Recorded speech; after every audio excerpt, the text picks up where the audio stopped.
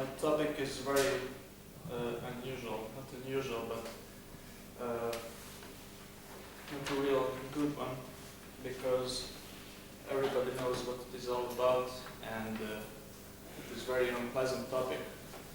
But it is around, and it's a big problem in the hotel, and we are facing it every day, so we have to talk about it. It is about stealing, cheating, and organized stealing and cheating in the hotel.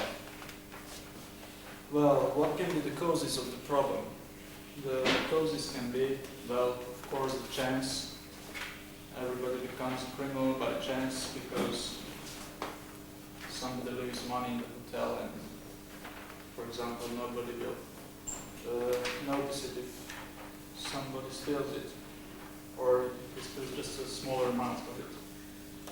The other part is when somebody is forced to become a member of the organized stealing, and I'll come back later to this, how someone becomes.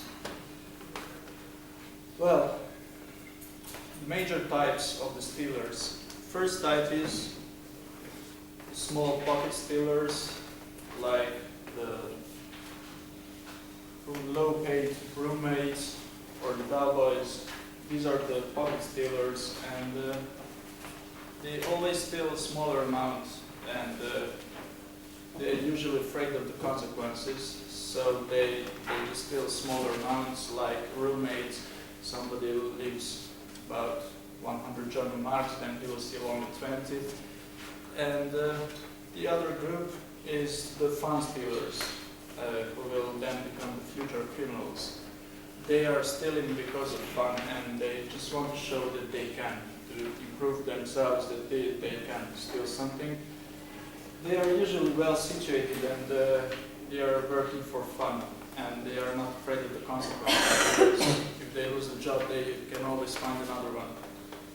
And they are the third group, which is the most important one, and the toughest one is the organized stealers, who are usually the very smart ones, and they are usually on the high levels in the organization, managers, directors, and so on. They are very afraid of the consequences because they build up their whole life on this cheating and stealing, and actually they live out of this. Well, when will somebody become suspicious? First, someone becomes suspicious when he's spending more money than he earns, because everybody knows if somebody earns 20,000 forints a month and he's spending 40,000, and he's spending most of his time in the hotel working 10 hours a day, then he becomes suspicious about where does he get the rest of the money. The other is something is always missing around him, like money, rings, or pearls, or whatever. And the third is suspicious because he's always thinking. You will see that the suspicious man who's stealing, he's always thinking, and he's always trying to do something else, or try to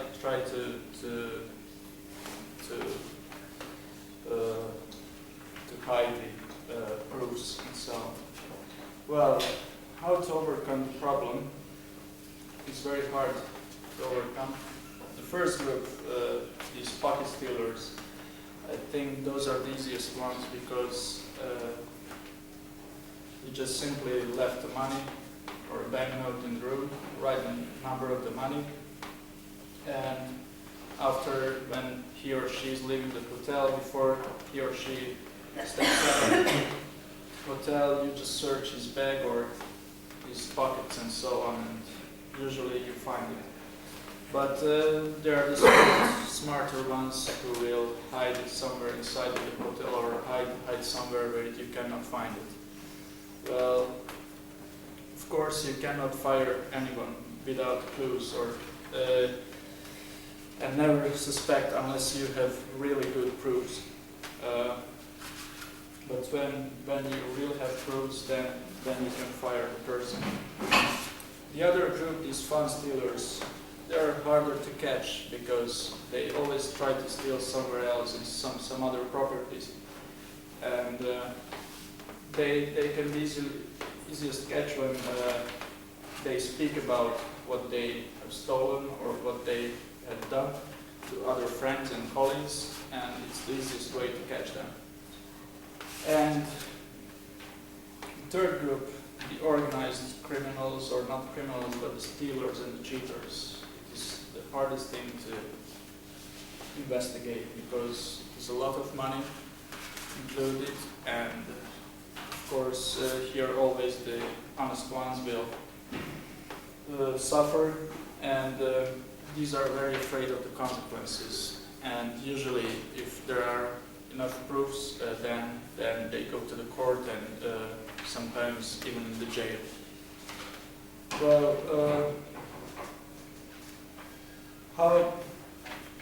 how can an employee become a stealer or a member of the organized stealing? Well, here in Hungary, unfortunately, the salaries are very low, and the employees are very low paid, and they just don't have to live from their salaries, so they are forced to steal. But how someone becomes the member of this organized stealing? Well, I have a good example of this. It happened in a foreign hotel about 2 years ago when, I will not tell names, but when somebody got to the department and where the computers were, and he was very smart. He spoke on 3 languages, so he became the manager of the department. And one day the manager of the restaurant came to him and asked him for, well, all right, how much you ask if for that the computer once a month will be out of order.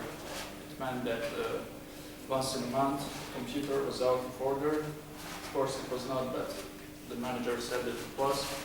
And the whole revenue of the restaurant was spent among them. And of course he didn't accept this offer, and so he was sent to another department because of this. Well, I think that would be all. If you have any questions, just ask.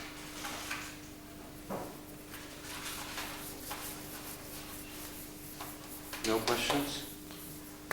Thank you. And I would like to talk about a very interesting topic, how to behave with your staff in a hotel to be a successful manager. There are some basic rules for every manager in each hotel which would help you to be successful. It depends on the behavior of the manager with the staff. The most important rule of the manager is praise in public, punish in private. It is very important to let the staff know that you, as the manager, trust them with the work they do and let them know how important it is. The function of the manager is to be the staff leader and teacher, not to work against the staff. We must treat every worker equally. The personal connection with every staff member could be very useful. This could be in a very friendly way, with a cup of coffee in the department room every morning. We can discuss the daily routine and anything special that might have done that day. We can also talk about problems that have came up. It is a time for general recognition and reinforcement. We can also encourage our staff to attend special seminars and to take classes to learn more languages. These courses give the employees an idea of what our job is about and help us communicate more easily with the guests. It is important for the staff to feel the hotel's management recognize what they do. We can put a comment or suggestion box in the lobby for the guests and employees. After opening the box, we can analyze the comments, and the general manager could award it the best workers according to his or her achievements. And there are 3 other rules. Trust your employees to do the best job they can without a lot of interference. Be committed to your employees. Let them have a say in some decisions. This will help them to grow and to achieve their own goals as well.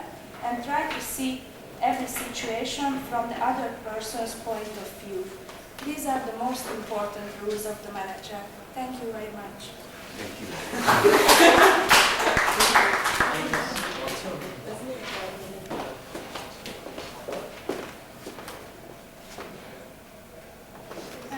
The topic I would like to talk about is one of the GM principles, talk in terms of the other person's interests.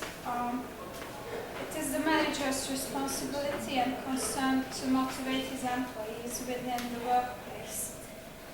This is not always an easy job. It can be very complex and time-consuming, since there are a number of factors which influence the staff morale.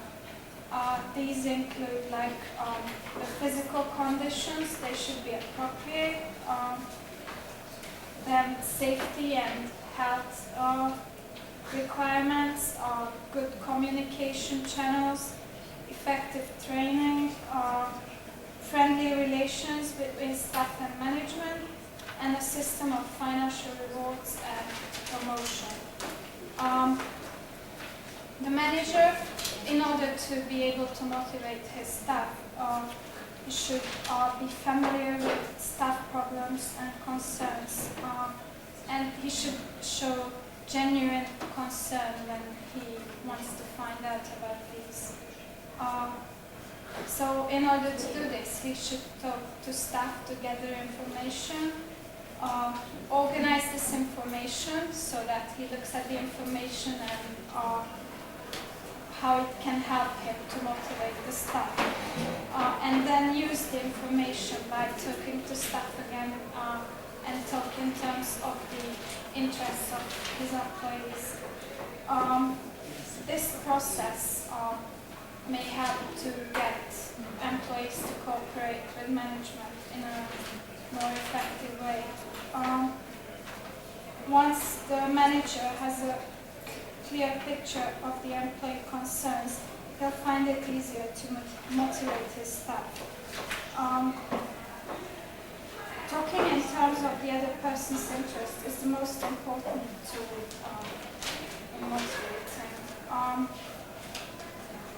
And this tool can be used in a number of different situations, even when disciplinary action is needed. So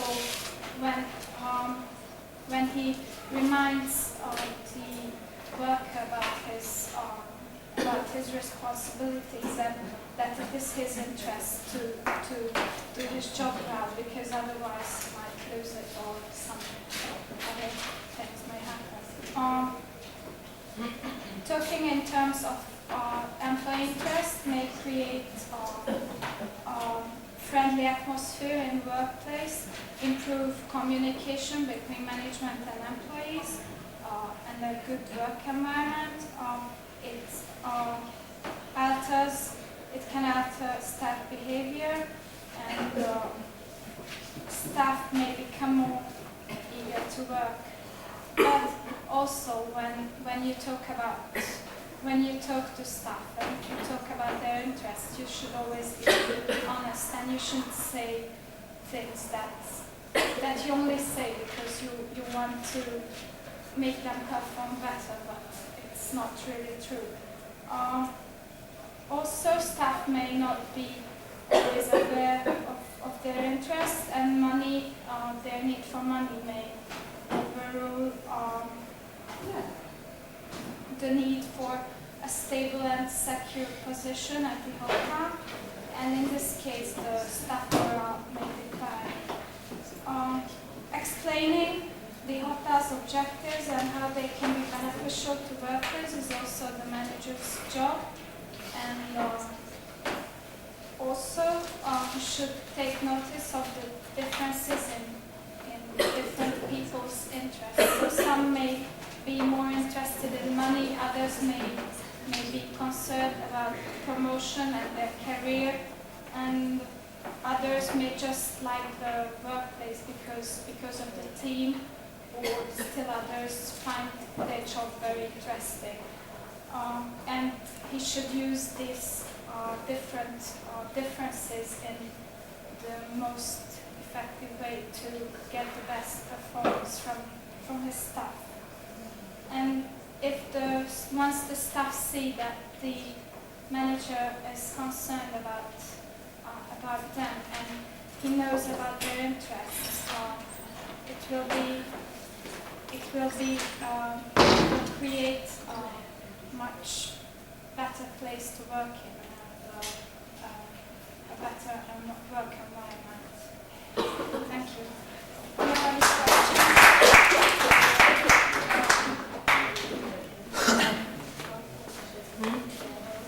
Yes, please be silent because we won't hear.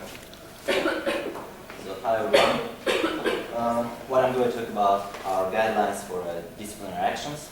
So managers should follow several basic principles before, during and after the administration of any formal disciplinary action. So firstly, conduct a thorough investigation of the incident.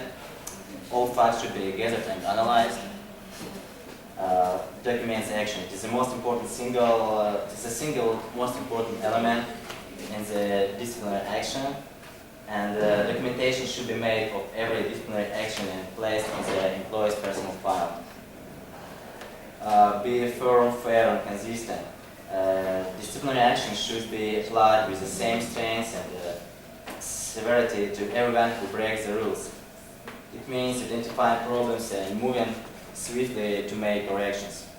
There is a big difference between making mistakes and deliberately violating the rules and regulations. Employees should perceive managers as being consistent and fair in all dealings. Yelling, screaming, and using abusive language is not appropriate for professional behavior. Stick to the decision. Stick to whatever the disciplinary action is determined and to be appropriate. If in doubt about a disciplinary decision, arrange a conference with the appropriate superior. Be careful of unwritten rules and support the employee, not the behavior. So keep in mind that the employee as an individual is separate from the behavior. The goal of behavior modification is to assist individuals in changing process. Conducting a disciplinary conference. So some basic guidelines for how to conduct a disciplinary conference. So greet the employee and create a warm, receptive atmosphere. Explain the purpose of the conference and reduce the problem. Explain in detail exactly what's the problem in a specific and objective manner. Ask the employee for personal input and be calm and understanding. Most of all, listen. Ask the employee to develop a plan of action to correct the undesirable behavior. Most of all, summarize, document the action, the conference. Explain there must be a written documentation form and allow the employee to read and sign the disciplinary action report. Explain what the next course of action will be if the undesirable behavior doesn't change. So after the conference, written documentation should be sent to the person office and placed in the employee's personal file. So that's all.